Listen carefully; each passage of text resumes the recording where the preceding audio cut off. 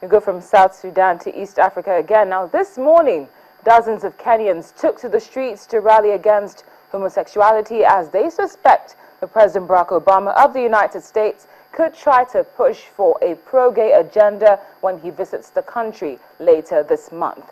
President Obama has hailed last month's U.S. Supreme Court decision to allow same-sex marriage, but few share his views in Kenya and other African countries where more socially and religiously conservative views generally prevail. Many of the Nairobi demonstrators, who you're seeing on your screen, wore T-shirts with the slogans "Protect the Family Match" and "Stand with the Family."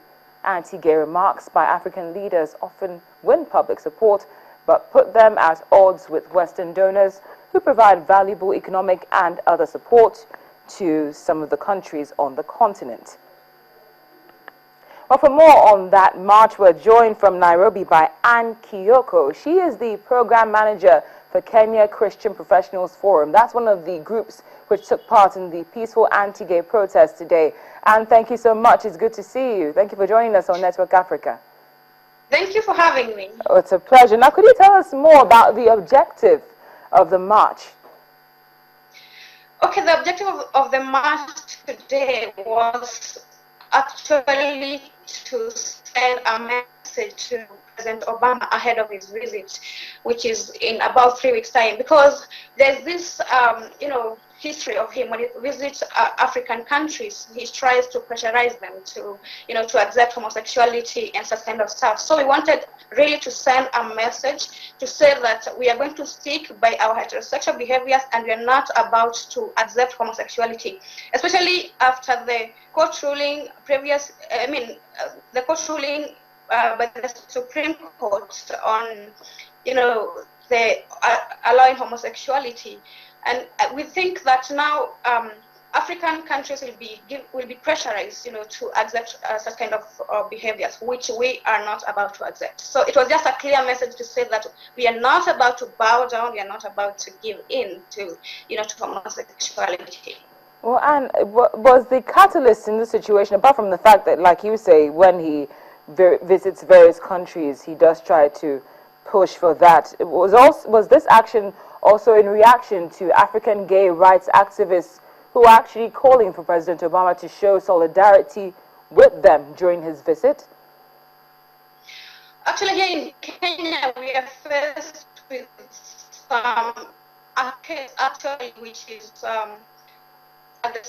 about to be appealed at Supreme Court. Recently, our High Court, legalized the registration of gay NGOs, which we feel is really foreign. Some people have been paid to push this gay agenda, and we really want to send this clear message that whoever is being used, whether in the country or in Africa, we are not about to allow that. In Kenya, we are going to launch an appeal against that ruling by the High Court.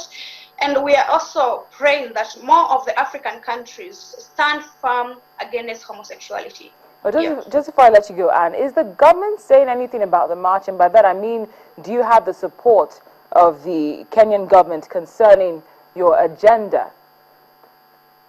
Yeah, very much support. Actually, today, several members of parliament joined us at the walk, and also in their various, constituencies and counties, they spoke against the vice. And actually, the deputy president, William Ruto, yesterday in the church, he spoke very clearly and asked President Obama to steer clear of the subject when it comes here, because he's coming for, for some business agenda. So he should not, start talking about homosexuality. The deputy president, even the state house, has not said, Obama can speak about homosexuality.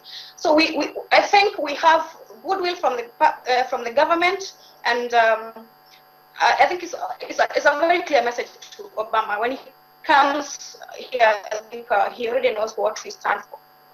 Well, Anne, thank you very much for giving us the details on the march. We'll see how things play out when he does come to Nairobi. Thank you very much. Thank you. Anne Kyoko is the program manager for Kenya Christian Professionals Forum, speaking to us from Nairobi concerning the march which took place earlier today. Well, on Friday, we did ask you about your thoughts on using solar backpacks bringing solar backpacks to Nigeria, as is the case in South Africa. And here are the top feedbacks which we received concerning that. Now, Othe Apokeho from Mile 2 in Lagos says the ingenuity of the solar-powered backpacks in South Africa is a welcome development.